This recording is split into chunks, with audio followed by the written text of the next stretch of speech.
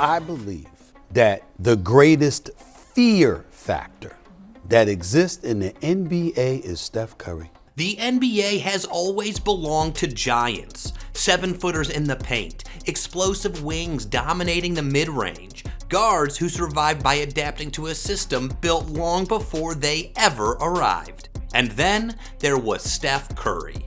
Too small, too fragile, too different. He didn't fit the mold of a superstar, and early on, the league made sure he felt that. Every possession, every game, every season felt like a test he wasn't supposed to pass. But one night in New York, something changed. Because instead of breaking under the pressure, Steph Curry broke the NBA. And since that game, NBA players started to fear Steph Curry. Before Stephen Curry ever stepped onto an NBA court, the story had already been written about him. He was too small, too skinny, not athletic enough. Coming out of high school, he wasn't heavily recruited. No powerhouse programs fighting over him, no guarantees, just a player most people overlooked before he had ever had the chance to prove them wrong. And even when he got to Davidson, it wasn't supposed to mean so much. Until one moment, one shot forced everyone to pay attention. Paul took one hand, threw it to me. I made it. We go up 3. You're like, oh, Davidson, we're about to win a tournament game. I pointed at my parents and the whole deal. And then that just started a snowball of. That shot against Gonzaga wasn't just a highlight. It was an interruption.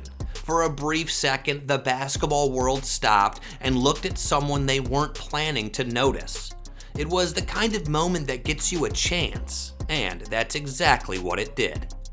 But when Steph got into the NBA, the environment was completely against him.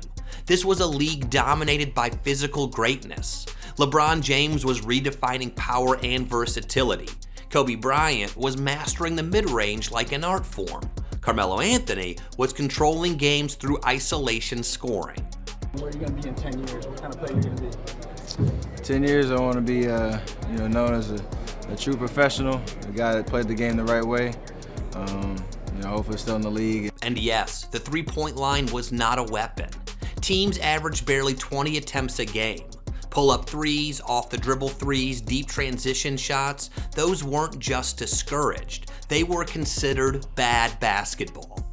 And that's where the real problem started, because Steph Curry didn't just play differently, he played in a way that didn't belong in that era at all, and so the league tried to break him. The injury problems didn't help, as ankle problems followed him everywhere, reinforcing the idea that he wasn't built to last. Even when he was on the court producing at a high level, there was always a ceiling placed on him.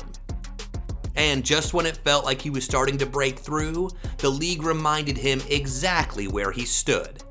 He was left off the All-Star team, despite the numbers and his impact on the Warriors. Then came the physical disrespect in a game against the Pacers. That incident showed Curry as someone who could be brushed off without consequence, and he still got fined $35,000 after the fact. The message became clear. The league wasn't ready to accept him, not as a star, not as a leader, and definitely not as someone who could change the way the game was played. The next night after all this, Steph Curry was to play in the Garden against the Knicks. The league was finally ready to break him on its biggest stage.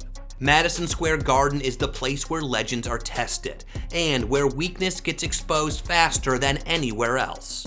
Early in the game, it looked like all of it was about to be proven right. The shots weren't falling, and it looked like the version of Steph Curry the league believed in was the real one.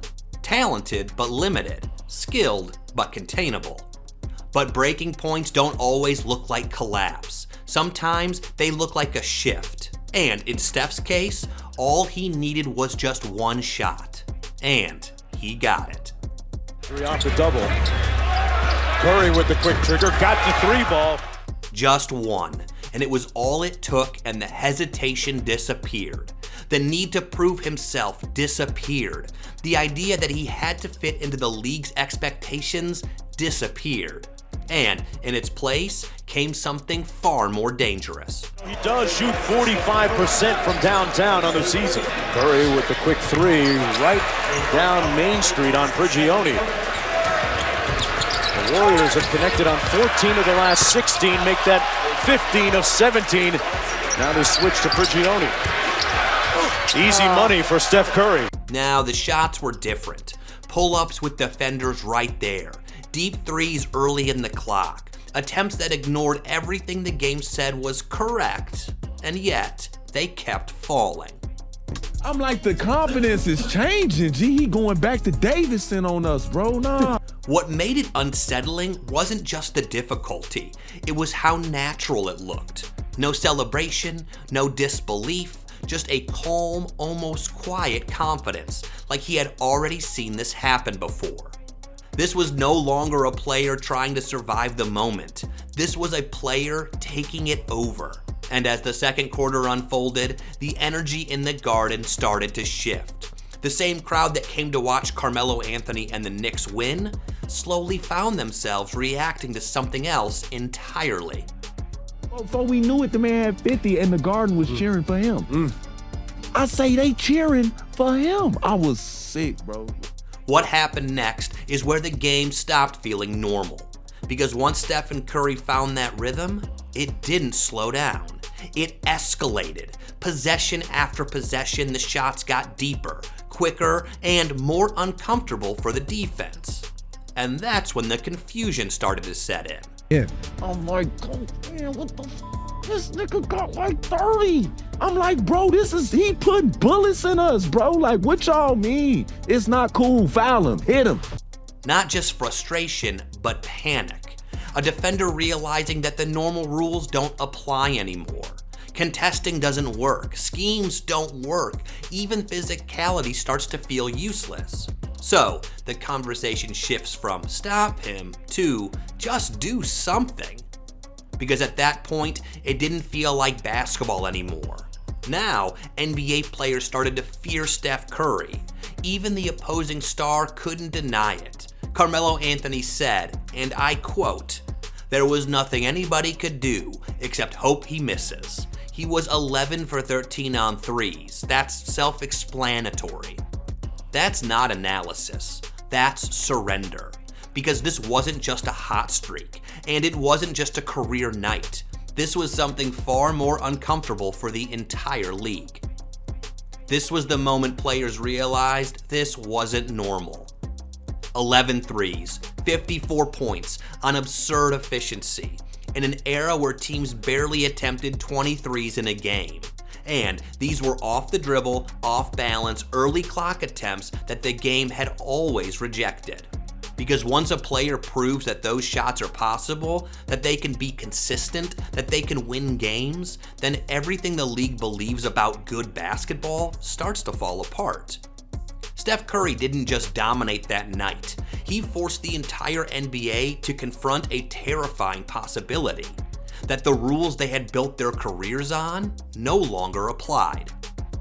What happened in Madison Square Garden didn't stay there. Because once Steph Curry showed the league what was possible, the game didn't go back to normal. It couldn't. That performance didn't just exist as a highlight.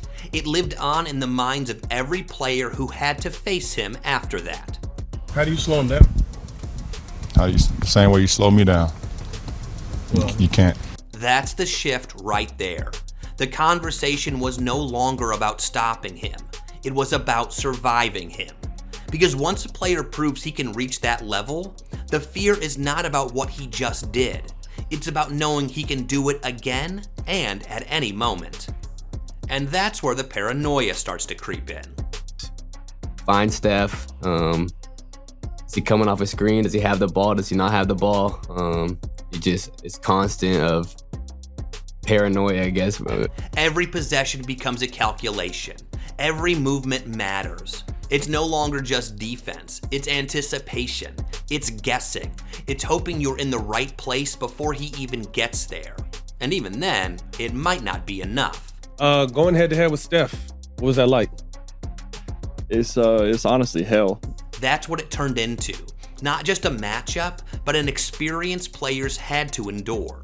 Because Steph didn't just stretch the floor, he stretched the limits of what defenders thought was possible. I believe that the greatest fear factor that exists in the NBA is Steph Curry. And over time, the fear started to reshape the league itself. Defenses had to extend further than ever before. Big men who once lived in the paint were forced to guard space. Coaches had to redesign entire systems just to account for one player's range. Three-point attempts went up across the league. Spacing expanded. The definition of a bad shot started to disappear. What happened that night in Madison Square Garden wasn't just a performance. It was a shift. It was such a shift that Curry has made a ritual out of February 27th. Because once a player proves something is possible, everyone else has to adjust or get left behind. That's how revolutions begin. And February 27th, 2013 was one of those moments. Steph Curry entered the league as someone who wasn't supposed to last. Undersized, injury-prone, easy to overlook. But on one night in Madison Square Garden, he didn't just prove he belonged. He changed the game. He took everything the league believed about basketball and forced it to evolve in real time. And that's why players today don't just respect him, they fear him. Because after that game, bro, he got very disrespectful. Yeah, he took off. He got disrespectful. And if you want to see how disrespectful it got, watch the day Steph Curry showed everyone he was a basketball god next.